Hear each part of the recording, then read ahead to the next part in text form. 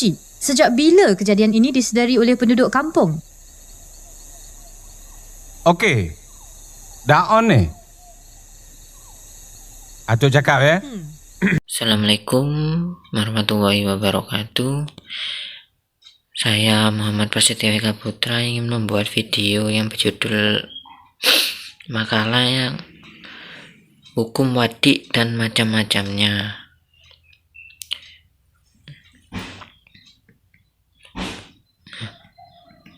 Hukum wadi itu adalah hukum yang menetapkan sebab, syarat atau penghalang terhadap sesuatu dalam hukum syar'i. Ini mencakup aturan-aturan yang menjadi dasar bagi hukum taklifi ya. Hukum taklifi. Atau hukum yang berkaitan dengan perbuatan mukallaf atau individu yang bertanggung jawab secara hukum. Sebab itu sesuatu yang menyebabkan adanya hukum. Di sini juga ada contohnya waktu sholat sebagai sebab wajibnya sholat, atau bisa gini lah, waktu zuhur itu kan menjadi sebab wajibnya sholat zuhur. Ketika zuhur tiba, setiap muslim yang memenuhi syarat wajib melaksanakan sholat zuhur itu ya wajib melaksanakan sholat zuhur gitu. Yang kedua ada syarat. Definisi syarat dan contohnya. Syarat adalah sesuatu yang harus ada sahnya hukum atau kondisi atau keadaan yang harus terpenuhi agar suatu perbuatan atau ibadah dianggap sah memenuhi syariat. Contohnya ini wudhu sebagai syarat sah sholat. Wudhu kan syarat sahnya sholat. Jika seseorang itu tidak berwudhu sebelum sholat, maka sholatnya itu dianggap tidak sah gitu loh. Yang ketiga ada definisi mani dan contohnya. Mani adalah penghalang yang meniadakan hukum. Faktor yang menghalangi berlakunya suatu hukum meskipun sebab dan syarat telah terpenuhi begitu. Di sini contoh haid menjadi penghalang sahnya sholat. Haid menjadi penghalang bagi kewajiban sholat dan puasa kan. Seorang wanita yang sedang haid itu tidak diwajibkan melaksanakan sholat atau puasa begitu.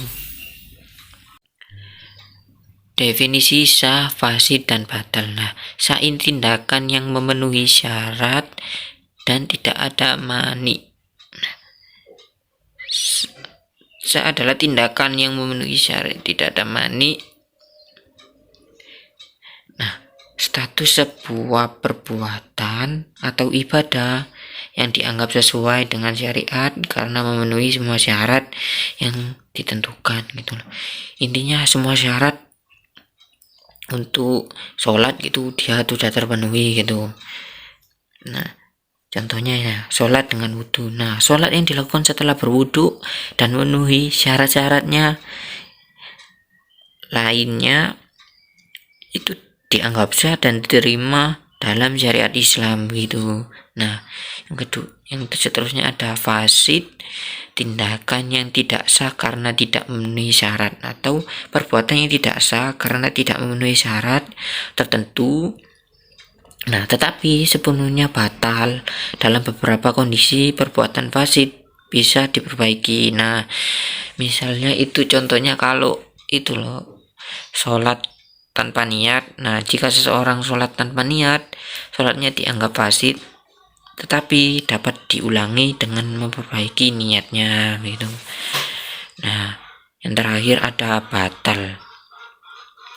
Batal tindakan yang tidak sah dan tidak memiliki nilai hukum atau status suatu perbuatan atau ibadah itu yang sepenuhnya tidak sah dan memiliki nilai hukum dalam syariat gitu.